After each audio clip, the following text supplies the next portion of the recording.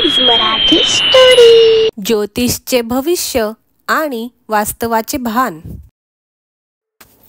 एका ज्योतिषाची शहरात खूप प्रसिद्धी होती।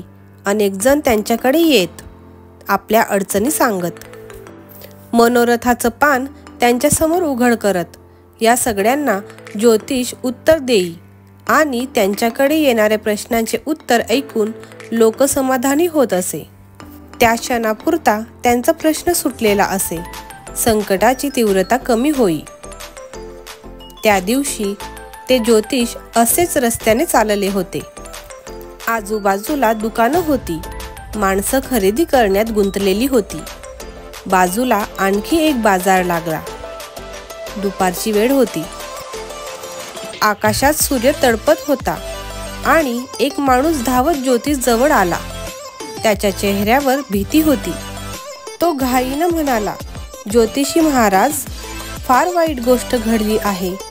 चोरानं तुमचं घर फोडलं आहे, घरातलं सगळं सामान लुटून नेलं। चला पाय उचला, घरी पोहोचावं लागेल। ज्योतिषी बातमीनं क्षणभर विचलित झाला आणि घाईने बाजारातून परत जाऊ लागला।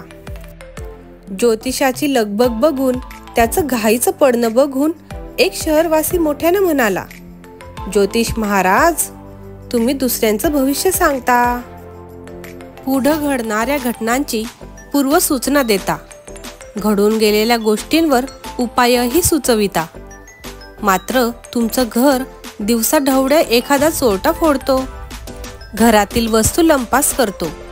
हे भविष्य तुम्हाला कसं दिसलं नाही?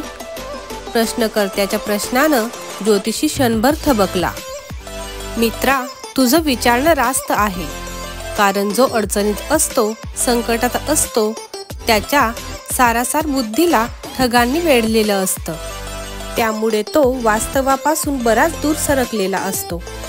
अशा वेळी मी जे काही सांगितलं त्यावर ते विश्वास ठेवतात, ज्योतिषी म्हणाला आणि पुन्हा घराकडे पळू लागला। तो स्वतःशी म्हणाला, लोकांना मूर्ख बनवणं खूप सोपं असतं, पण जेव्हा स्वतःवर वेळ येते त्यावेळी सगळं शहाणपण मात्र कुचकामी ठरतं। तात्पर्य, आपल्याकडे म्हटलं जातं, लोकांसांगे ब्रह्मज्ञान आणि आपण मात्र ठार कोरडे पाषाण। गोष्ट आवडली असेल तर प्लीज लाईक करा, आमच्या चॅनलला सबस्क्राईब करा आणि ह्या गोष्टीला शेअर करा। थँक्यू।